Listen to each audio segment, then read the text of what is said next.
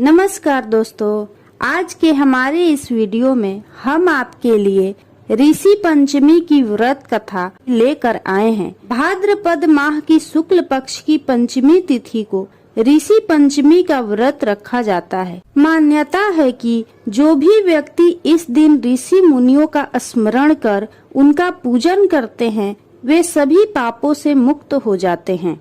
ऋषि पंचमी के दिन सप्त ऋषियों का पूजन किया जाता है। इस व्रत को रखने से महिलाएं रजस्वला दोष से मुक्त हो जाती हैं, इसलिए इस व्रत को महिलाओं के लिए अत्यंत उपयोगी बताया गया है। तो चलिए सुनते हैं ऋषि पंचमी की व्रत कथा। सतयुग में विदर्भ नगरी में सेनजीत नामक राजा हुए थे। वह ऋषियों के समान थे। उन्हीं के राज में एक कृषक सुमित्र था। उसकी पत्नी जयश्री अत्यंत पतिव्रता थी। एक समय वर्षा ऋतु में जब उसकी पत्नी खेती के कामों में लगी हुई थी तो वह रजस्वला हो गई। उसको रजस्वला होने का पता लग गया, फिर भी वह घर के कामों में लगी रही। कुछ समय बाद वह दोनों स्त्री पुरुष अपनी अपनी आयु भोग कर मृत्यु को प्राप्त हुए। जयश्री तो कुतिया बनी और सुमित्र को रजस्वला स्त्री के संपर्क में आने के कारण बैल की योनि मिली। क्योंकि ऋतु दोष के अतिरिक्त इन दोनों का कोई अपराध नहीं था, इसी कारण इन दोनों को अपने पूर्व जन्म का समस्त विवरण याद रहा।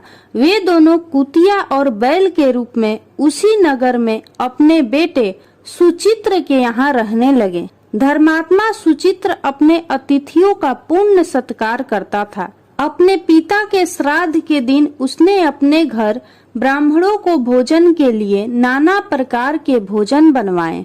जब उसकी स्त्री किसी काम के लिए रसोई से बाहर गई हुई थी तो एक सर्प ने रसोई की खीर के बर्तन में विष वमन कर दिया। कुतिया के रूप में सुचित्र की माँ कुछ दूर से यह सब देख रही थी।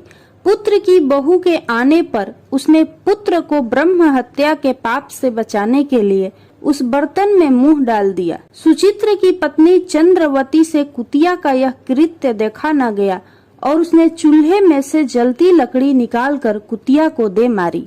बेचारी कुतिया मार खाकर इधर उधर भागने लगी। चौके में जो जूठन आदि बची रहती थी वह सब सुचित्र की बहू उस कुतिया को डाल देती थी, लेकिन क्रोध के कारण उसने वह भी बाहर फेंकवा दी। सब खाने का सामान फेंकवा कर बर्तन साफ करके दोबारा खाना बनाकर ब्राह्मणों को खिलाया।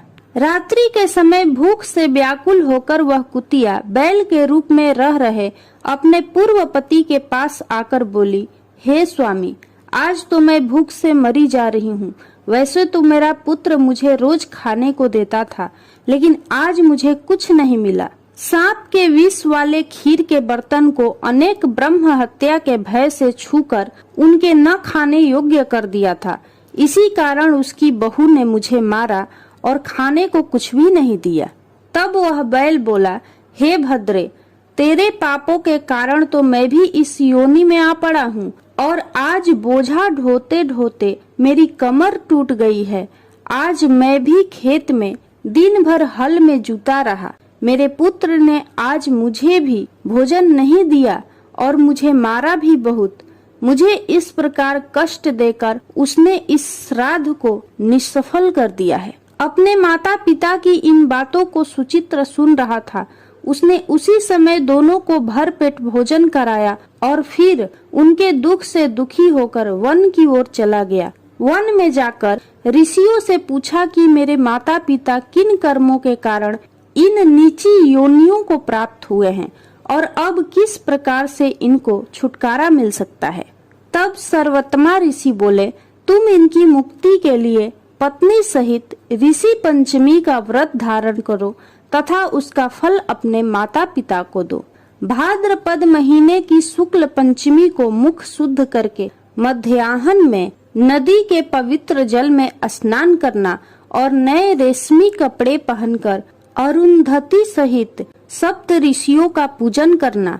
इतना सुनकर सुचित्र अपने घर लौट आया और अपनी पत्नी सहित विधि विधान से पूजन व्रत किया। उसके पुण्य से माता पिता दोनों पशु योनियों से छूट गए।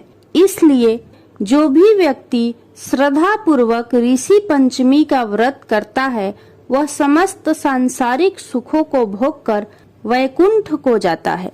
इस प्रकार ऋषि पंचमी की व्रत कथा पूरी हुई। यदि आपको यह कथा अच्छी लगी हो तो कमेंट बॉक्स में सप्त ऋषियों की जय जरूर लिखें।